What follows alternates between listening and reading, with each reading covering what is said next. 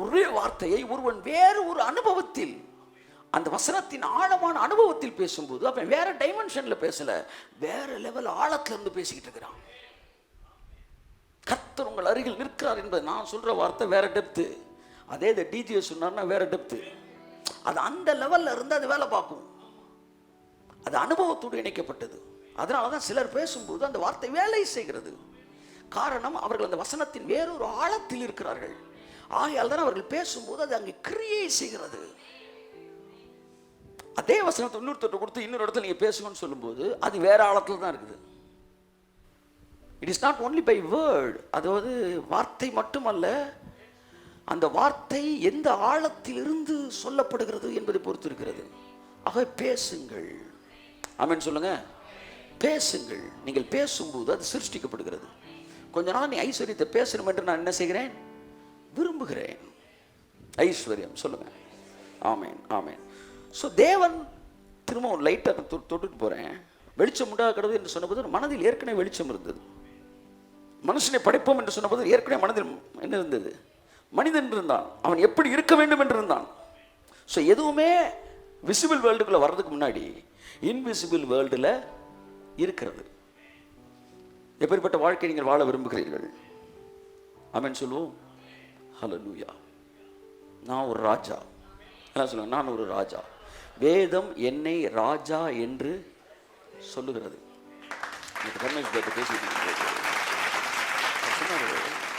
Priests never built temples. Kings only built the temples. பைபிள்ல பாருங்க, ஆசாரியர்கள் ஆலயத்தை கட்டவே இல்லை சார். ஆசாரியர்கள் பிரசங்கம் தான் பண்ணினார்கள், ராஜாக்கள் தான் ஆலயத்தை கட்டினார்கள். பயங்கரமான வார்த்தை, இடியா தாக்கு சென்னை.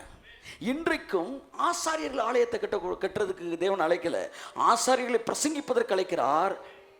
ஆனால் ராஜாக்களைத்தான் ராஜ்யத்தை கட்ட அழைக்கிறார். ஆகவே தேவனுடைய பழைய ஏற்பாட்டில் ஆலயம், புதிய ஏற்பாட்டில் ராஜ்யம்.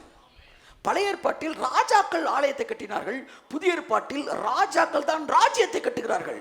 நீங்களும் நானும் இங்கிருக்கிற ஒவ்வொருவரும் ராஜா என்றால் தேவனுடைய ராஜ்யத்தை ஆசாரியன் கட்டக்கூடாது, ராஜாக்கள் தான் கட்ட வேண்டும்.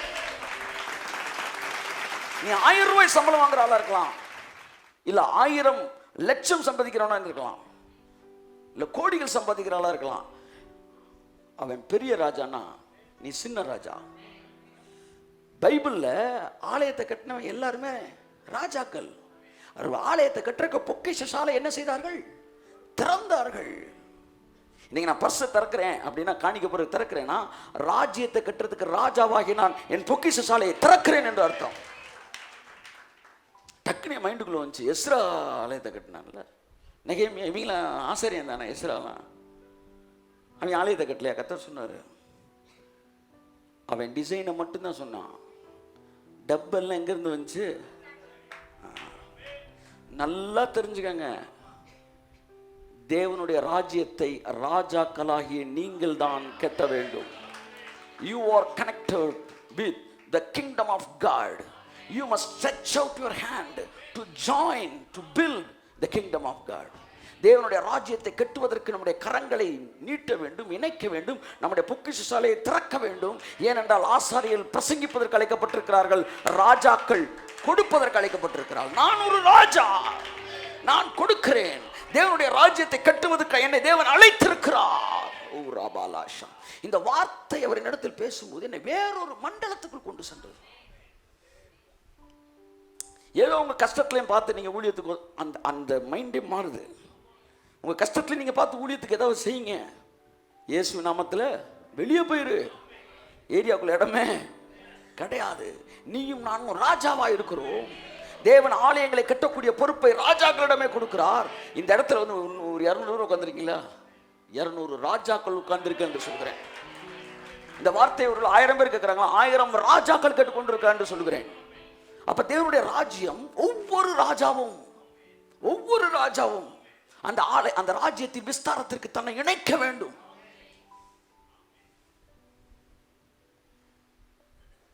ஆயிரம் பேர் கேட்கிறேன்னு வச்சுக்காங்க ஒரு செய்தி, அந்த செய்தி என்னை ஆசீர்வதிக்கிறது என்று தெரிந்து விட்டால் அதில் இருக்கிற ஒவ்வொருவனுக்கும் ஒரு கடமை இருக்கிறது. என்ன தெரியுமா? 1000 பேருக்கு இந்த செய்தி எனக்கு ஆசீர்வாதம் தெரியுதுல, தெரிஞ்சிருச்சுன்னா அந்த 1000 பேர்ல இருக்க ஒவ்வொருத்தருக்கும் ஒரு கடமை இருக்கு. என்ன தெரியுமா?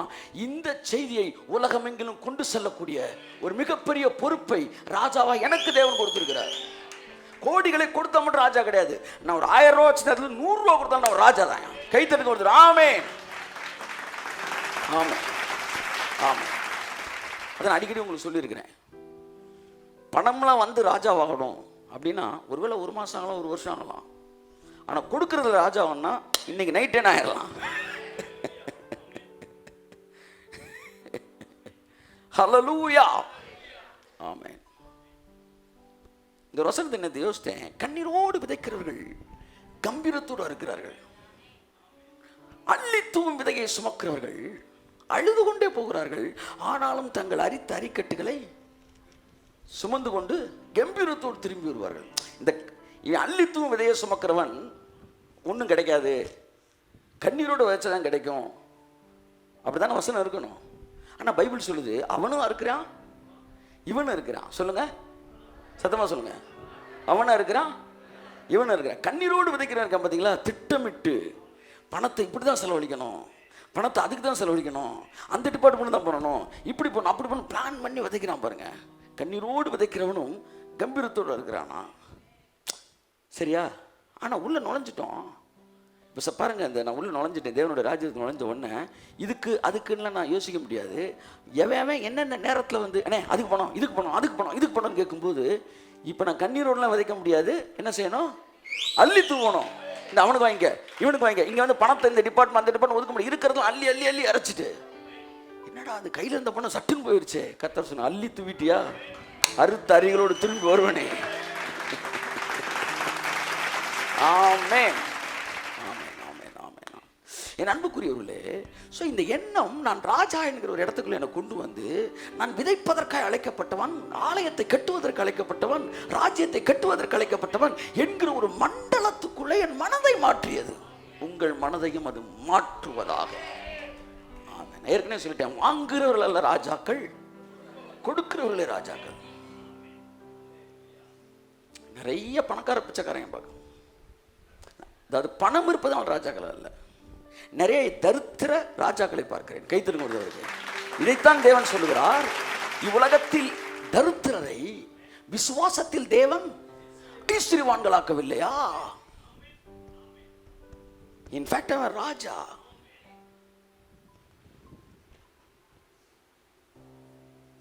உங்கள் சிந்தனையில் இருக்கிற தரித்திரம் வெளியேறுவதாக, வெளியேறுவதாக, வெளியேறுவதாக.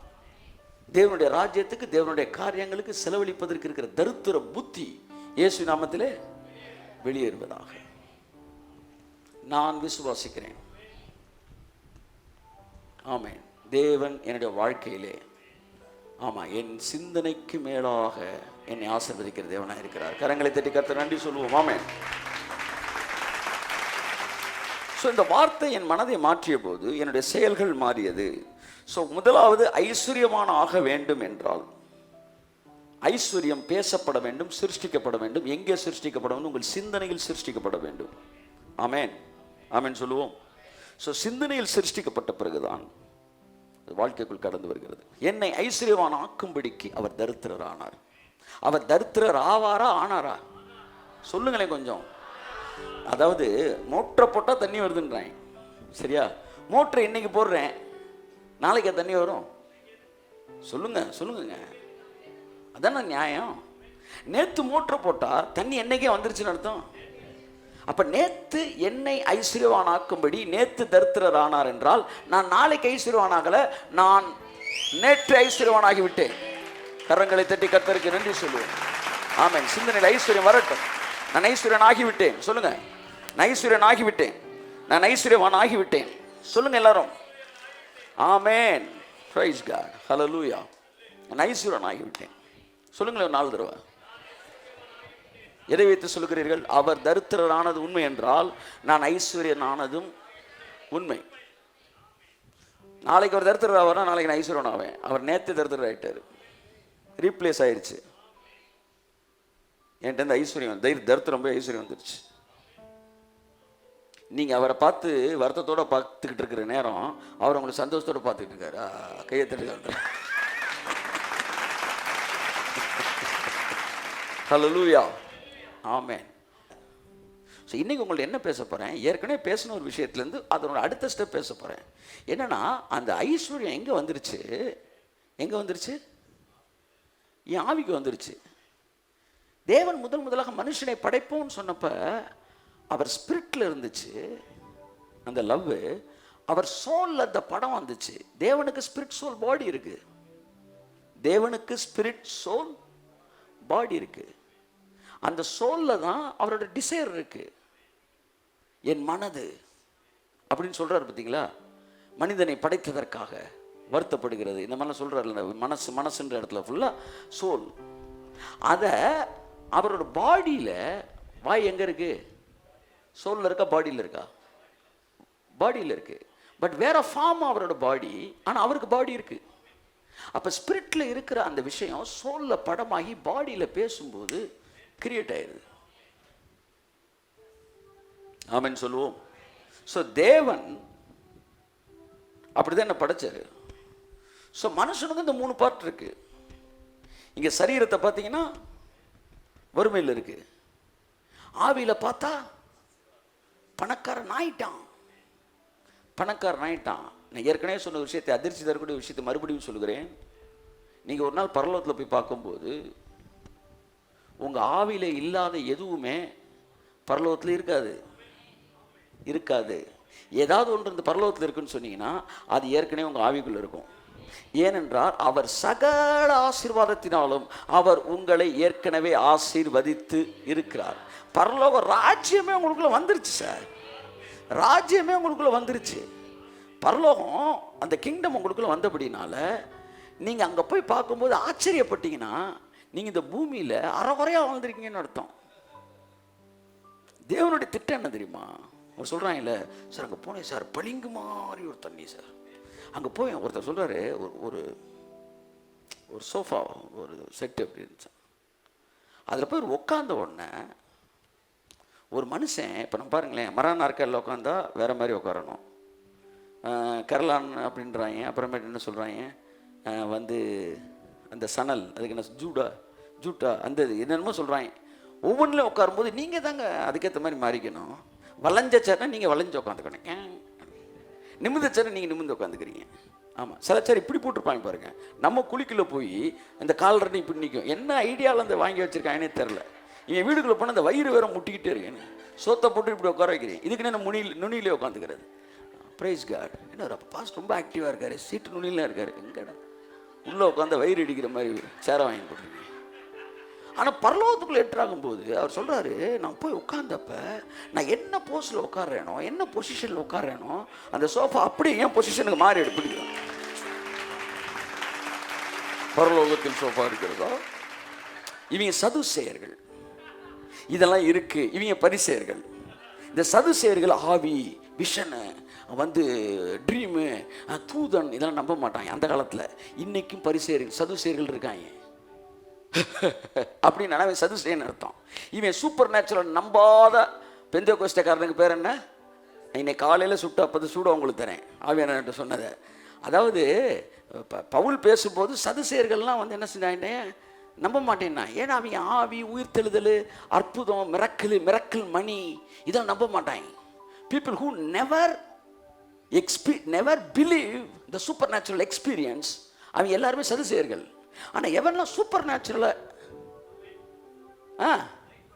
பிலீவ் பண்ணுறானோ அவன் ஃபுல்லாக வந்து, பவுல் வந்து ஒரு பரிசேயன். அவன் வந்து சூப்பர் நேச்சுரல் அந்த விஷயம் என்கவுண்டர் அவன் பார்த்தான். ஆனால் சதிசேயர்கள் நம்ப மாட்டேன் நான். ஸோ நம்பாதவர்களை விட்டுருங்க, நம்புகிறவர்களை சொல்கிறேன் நான். அப்போ பரலோகத்தில் இப்படிலாம் இருக்குது. அவர் எழுதுறாரு, 8 வயதில் பரலோகத்துக்கு இருக்கிறாரு பலமுறை. தண்ணிக்குள்ளே ஜீவ தண்ணீராம். இயேசு கிறிஸ்து இறங்கின்னு சொன்னாராம், உள்ள வாடா அப்படின்னாராம். என்னால் மறக்கவே முடியாது. அந்த புக்கில் அந்த பக்கத்தை படிச்சு அப்படியே மூடி வச்சிட்டேன். ஒரு வாரத்துக்கு எனக்கு அது டைஜஸ்ட் ஆகல. தண்ணிக்குள்ளே இறங்கினோடனே நம்ம எப்பொழுது ஒருமனப்பட்டு ஜபத்தோடு கூட அப்படியே முங்குவோம் அப்படி சொல்லவே இல்லை. இறங்கின உடனே அவர் செஞ்ச வேலைன்னா தண்ணி எடுத்து ஜகால்னு மூஞ்சில் அடிச்சு விட்டார். அப்படின்னா ஆனால் இப்படி ஏசினார் எனக்கு காட்டவே இல்லையாண்டவரே. தண்ணியை மூஞ்சில் அடித்து விளையாடுறவர் ஏசினார காட்டல. ஆனால் பரலோகத்தில் இயேசுவை பார்த்து அப்படி தான் இருந்திருக்கிறாரு. என்கிட்ட கேட்டான், பேஷன் ஆஃப் கிரைஸ்டில் உங்களுக்கு பிடிச்ச சீன் எதுங்க அப்படின்னு. எனக்கு பிடிச்ச சீன் என்ன தெரியுமா? ஓடி வந்து இயேசுநாதர் விழுவார் பாருங்க. அதுதான் கர்த்தர் சொன்னார், ஒன்றை மாதிரி தான்டா நான் என்னார். அவரை அடித்து துவைச்சி காய போட்டதெல்லாம் என்னை அழ வைக்கவே இல்லை. ஆனால் கண்ணீர் விட்டு அழுதேன். அவங்க அம்மா ஓடி வந்து இது பண்ணுற, அது வந்து ஃப்ளாஷ்பேக்கில் காட்டுற சீன் இல்லை, அவருடைய சூப்பர் நேச்சுரலி நேச்சுரல். அதுதான் என்ன தொட்டுச்சு. ஜீசஸ் வந்து சூப்பர் நேச்சுரல் அவங்க சொல்லி கொடுத்துட்டாங்க, அது பெரிய விஷயம் இல்லை. ஆனால் அவர் நேச்சுரல்ன்ற இடத்துக்கு வந்து பாருங்க, அவர் மேலே அன்பு உங்களுக்கு கூடும். அவர் அப்படிதான் இருந்தார். அந்த தண்ணி எடுத்து என்ன இயேசு ஜெபம் பண்ணாரு, பரலோகத்திலும் உடைய சித்தம் செய்யப்படுவது போல பூமியிலும் உடைய சித்தம் செய்யப்படுவதாக. அப்படின்னா அங்க என்ன நடக்குதோ, அங்க எப்படி வாழ்க்கை இருக்குதோ அதே மாதிரி ஒரு வாழ்க்கையை இந்த பூமியில உனக்கும் எனக்கும் கொடுப்பதற்கு தான் கர்த்தராய் இயேசு கிறிஸ்து சிலுவையில் அடித்து தொங்க விடப்பட்டார். நீ தொட்டுக்கு முட்டு போறதுக்காக சாகலையா? என்ன நினைச்சிட்டான், நம்ம தொட்டுக்கு முட்டு போறதுக்கு ஏதாச்சும் மேட்ரு வேணுன்ற காண்டி இயேசுநாதர் தொங்குறாருன்னா, தொட்டுக்கு முட்டு போறதுக்கு மேட்ரு வேணும்னா தொங்குனாரு. உன் வாழ்க்கையை தலைகளாய் மாற்றும்படிக்கு தான் தேவன் தொங்கினார். அப்ப உண்மையிலே அதை புரிந்து கொள்வீர்கள் என்றால், அந்த கரையத்தை புரிந்து கொள்வீர்கள் என்றால், பரலோக வாழ்க்கையை இந்த பூமியில் அனுபவிப்பீர்கள். ஒரு நாள் பரலோகத்திற்கு போகும்போது உங்களை ஆச்சரியப்படுத்தத்தக்க விதமாய் பரலோகம் இருக்காது. ஏனென்றால் அந்த வாழ்க்கை இங்கே நீங்கள் அனுபவிக்க ஆரம்பித்திருக்கிறீர்கள். பீஸ் ஆஃப் மைண்ட் ஒன்று எடுத்துக்குவோம், பரலோகத்தில் இருக்கு, இங்கேயும் இருக்கு. நான் ஹெவனுக்குள்ள என்ட்ரானேன்னு வச்சுக்கோங்களேன், அங்கே இருக்கிற பீஸ் ஆஃப் மைண்டு பெரிய அளவில் நம்மளை தாக்காது. ஏன்னு சொல்லுங்க, இங்கே அந்த பீஸ் ஆஃப் மைண்ட் என்ஜாய் பண்ணிட்டு இருக்கிறோம். இப்படி தான் ஒவ்வொரு டிபார்ட்மெண்ட்டும் என்ஜாய் பண்ணுங்க. அப்ப சகல ஆசீர்வாதத்தினாலும் அவர் உங்களை ஆசீர்வதித்து, இதுதான் ஸ்பிரிட்ல இருக்கு. ஆனா இந்த சோல்ல என்ன இல்லை, ஆசீர்வாதம் இல்லை. அல்லையா சொல்லுங்க. சோல்ல என்ன இருக்கு? பால் கடன் இருக்கு, தயிர் கடன் இருக்கு. வாழ்க்கையில் மனம் திரும்புதல் இல்லை. அங்கே பரிசுத்தம் இருக்கு, இங்கே பரிசுத்தம் இல்லை. கிருபையின் செய்தியை கேட்குறோம், ஆனால் வாழ்க்கை திரும்ப பழைய மாதிரியே கண்ணு காது மூக்கெல்லாம் அப்படியே அலையுது. இல்லை ஏதாச்சும் செஞ்சுக்கிட்டு இருக்கு, ஒரு வந்து அது வேற இது வேறன்ற மாதிரி இருக்கு. மாற்றம் இல்லை, சேஞ்சஸ் இல்லை. ஏன்னா இது ரெண்டுக்கு இடையில நடுவில் ஒன்று உட்காந்துருக்கு. அதுக்கு பேர் என்ன? சோல். சோல். இந்த சோல் தான் நீங்க. இந்த ஸ்பிரிட் உங்களுடையது, இந்த பாடி உங்களுடையது. இந்த ஸ்பிரிட் உங்களுடையது மீன்ஸ் உங்கள்கிட்ட இருக்கிற ஒரு ப்ராப்பர்ட்டி. ஆனால் அது தேவன் கொடுத்தது. நீங்க எங்க இருக்கிறீங்க சொல்லுங்க? சொல்லுங்க மேடம். ஆத்மால இருக்கீங்க. உங்களுக்கு பேர் என்ன? ஆத்மா. ரொம்ப முக்கியமானது. இப்போ இந்த ஆத்மால இந்த ஆவியில் இருக்கிறது வரவிடாம உள்ள என்ன இருக்குன்னா டஸ்ட் இருக்கான். என்ன இருக்கு? எல்லாம் சொல்லுங்க. டஸ்ட், தூசி. என்ன இருக்கு? தூசி. தூசி என்கிற வார்த்தையும் மண் என்கிற வார்த்தையும் இந்த உலக பிரகாரமான எண்ணங்களை குறிக்கிறது. நீ மண்ணாயிருக்கிறாய். தேவன் சொன்னார், என்னைக்கு என்னுடைய ஜீவன் உன்னிலிருந்து விலகினதோ அதற்கு பிற்பாடு நீ இந்த பூமிக்குரியவனை போல சிந்திக்க ஆரம்பித்து விட்டாய். எவனை கவுத்தலாம், எப்படி முன்னேறலாம், எந்த மாதிரி வந்து கணக்கு போடலாம். இங்கிட்டு கூடி போனால் 4 கிலோமீட்டர் கூட வருது, இங்கிட்டு கூடி போனால் 3 கிலோமீட்டர் குறைச்சி வருது. அதனால பெட்ரோல் வந்து கொஞ்சம் குறையுது, பெட்ரோல் விலை வேற ஏறுது. இவன் சொல்றது எல்லாம் உண்மையா பொய்யா? உண்மை. இதுதான் பூமியில் நடக்குது. இவன் பூமியோட கனெக்ட் ஆயிட்டான். என்ன ஆயிட்டான்? மண்ணாயிட்டான். நீ மண்ணாயிருக்கிறாய். ஸோ எர்த்தோட கனெக்ட் பண்ணி தான் தேவன் அவனை படைச்சாரு. நல்ல கவனி. எர்த்திலிருந்து தான் எடுக்கிறாரு, டஸ்ட்லேருந்து எடுக்கிறாரு. எடுத்து ஜீவனை கொடுத்த உடனே இவன் இந்த எர்த்தை ரூல் ஓவர் பண்ணுற மாதிரி இருந்தான். ஆனால் இந்த எர்த்தில் ஒரு ஈர்ப்பு இவன் மேலே இருந்துக்கிட்டே இருக்கு. அதனால் என்னைக்கு தேவனோட கட்டாகிறானோ அது சரட்டின் புவியீர்ப்பு விசை அவனை என்ன செஞ்சிருது? பூமிக்குரியவனாய் மாற்றுகிறது. நாம பூமிக்குரியவர்களாக இருந்தோம், மண்ணானவர்களைப் போல சிந்தித்தோம். மண் என்பது என்ன? உலக மனிதர்களைப் போல சிந்திப்பது. அதான் தாவீது சொல்றான், என் ஆத்துமா மண்ணோடு ஒட்டி கொண்டிருக்கிறது, மட்டமான எண்ணங்களோடு ஒட்டி கொண்டிருக்கிறது. இந்த மண் ஆத்துமால நிறைஞ்சு நிக்குது. அதனால ஆவியில் இருக்க தண்ணி சொல்லுங்க இந்த சரீரத்துக்குள்ள என்ன செய்யல? வரல. இந்த பூமிக்குள்ள தண்ணி ஓடுதா இல்லையா? ஆனா மேல தண்ணி இல்லை. ஏன்னா என்ன தடுத்துருக்கு? இருக்கீங்களா? என்ன பாருங்க, குனிஞ்சலாம் ஜோம் பண்ண வேண்டாம். கீழே தண்ணி ஓடுது, மேலே நிலம் காஞ்சு கிடக்கு. ஏன்னா கீழே ஒரு நிலத்தடி நீரை மண் என்ன செய்யுது சொல்லுங்க? அடைச்சு வச்சிருக்கு. ஈசாக்கோட நீரூற்ற எதை போட்டு அடைச்சாயெல்லாம்? மண்ணை போட்டு அடைச்சான். இதுல இருந்து என்ன தெரியுது? மண்ணை போட்டு அடைச்சா தண்ணி வெளியே வராது. மண்ணுன்றது என்ன? உங்க சோலு, உங்க ஆத்துமா. உலக எண்ணங்களினால் உங்கள் ஆத்துமா நிரம்பி இருக்கும் என்றால் தேவனுடைய ஆசீர்வாதங்கள் உங்கள் சரீரத்தில் வெளிப்படாது. ஏன்னா மண் அடைச்சு நிக்குது. ஈசாக்குடைய என்ன நீரூற்றுல மண் அடைச்சு நிக்குது. பூமியில இருக்க தண்ணி வெளியே வராம மண் அடைச்சு நிக்குது. அதுல மேல இருக்க பயிரெல்லாம் காஞ்சு கிடக்கு. ஆத்துமாவுக்கும் மண்ணுக்கும் நெருங்கிய தொடர்பு இருக்கிறது. இப்பதான் நான் வசனத்துக்கு வரேன். இங்க இருக்கிற இந்த தூசிய நீங்க என்ன செய்யணுமா? உதறு. எல்லாம் சொல்லுங்க, உதறு. சொல்லுங்க, உதறு. இது நடக்குமா? இது நடக்குமா? வாழ்க்கையில் முன்னேற வேணாம். அப்படியே யோசிக்க செய்து கொடுத்துக்கிட்டே இருந்தாலும் அவன் கீழே போயிடுறான். பெஞ்சு கீழே போகிற மாதிரி. கடைசியில் வீட்டு பாடம் செய்யாத மாதிரி பின்னாடி அப்படியே போய் இறங்கிடுறோம். ஆனால் சிலர் இப்படி வந்துட்டு அப்படியே எந்திரிக்கிறாங்க. கொஞ்சம் கொஞ்சமாக எந்திரிச்சு அப்படியா கர்த்தர் வாழ்க்கையில் பெரிய காரியங்களை செய்வாரா அப்போ 90 டிகிரிக்கு வந்துடுறாங்க. என் அன்புக்குரியவர்களே, நீங்கள் நல்லா யோசிக்க சேரில் வலிவி மண்ணுக்கு போகிறீங்க பாருங்க. கொஞ்சம் நேரம் அவனை விட்டோம்னா அப்படி தரையோட படுத்துடலாம். இதோ நான் மண்ணோடு படுத்துக்கிறேன். யோபு சொன்னான், மண்ணோடு படுத்துக்கிறேன். மண், தூசி, இது எல்லாம் the worldly thoughts.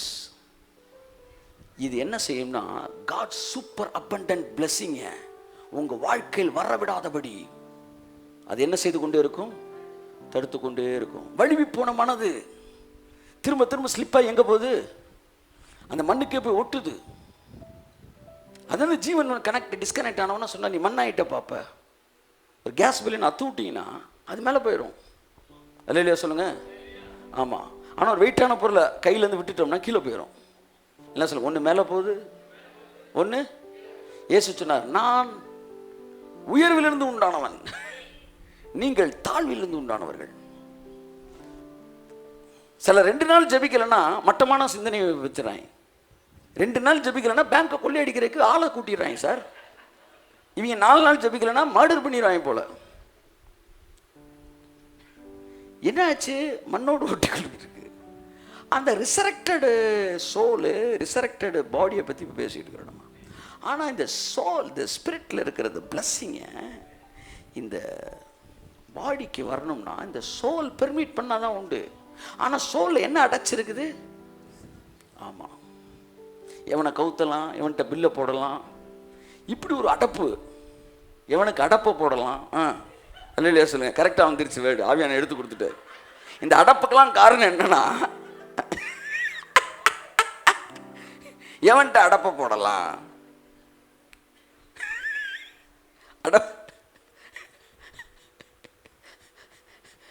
நம்ம மதுரை பாஷையில் பேசிக்கிட்டே இருக்கும்போது இன்னொருத்தங்க தமிழ் டு தமிழ் இன்னொன்று டிரான்ஸ்லேட் பண்ணுற மாதிரி ஆகி போச்சு. நம்ம பாஷை அடைப்பை போடுவது என்றால் பிராக்கெட்டை போடுறது.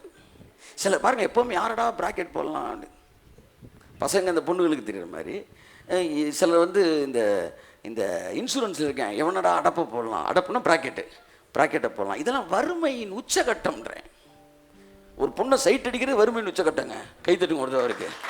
அவ்வளோதாங்க. அதான் தரித்திரத்தின் வெளிப்பாடுங்க. பசியின் வெளிப்பாடுலாம் அந்த அலைச்சலே வருது, அலையேறதே வருது. எப்போ பார்த்தாலும் வந்து அந்த பைபிள் சொல்லுது, தேவனுடைய ஆசீர்வாதம் உங்கள் சரீரத்துக்கு வர வேண்டும் என்றால் இடையில் இருக்கிற இந்த ஆத்துமா என்கிற மண்ணு, அந்த மண்ணை வந்து துளையிட்டு உள்ளே ஒரு பைப்பு என்ன செய்ய வேண்டியிருக்கு? பதிக்க வேண்டி இருக்கிறது. அந்த பைப்பு தான் தேவனுடைய வார்த்தையாய் இருக்கிறது. The word is the connecting one. பூமிக்குள்ள இருக்க தண்ணியை மண்ணு அடைச்சிருக்கும் போது ஒரு பைப்பை போட்டு உள்ள என்ன செய்யறோம்? இறக்கி கீழே இருக்க தண்ணியையும் மேலே இருக்க பூமியையும் கனெக்ட் பண்ணிடுறோம். கனெக்ட் பண்ண உடனே சுற்றி மண் இருந்தாலும் அந்த ஹோஸுக்குள்ள அந்த வாட்டர் அப்படியே மேலே எழும்பி வர்றது போல தேவனுடைய வார்த்தை உங்கள் ஆத்துமாவில் வந்து உட்காரும் போது கையை தட்டு வர்றவருக்கு ஆமென்.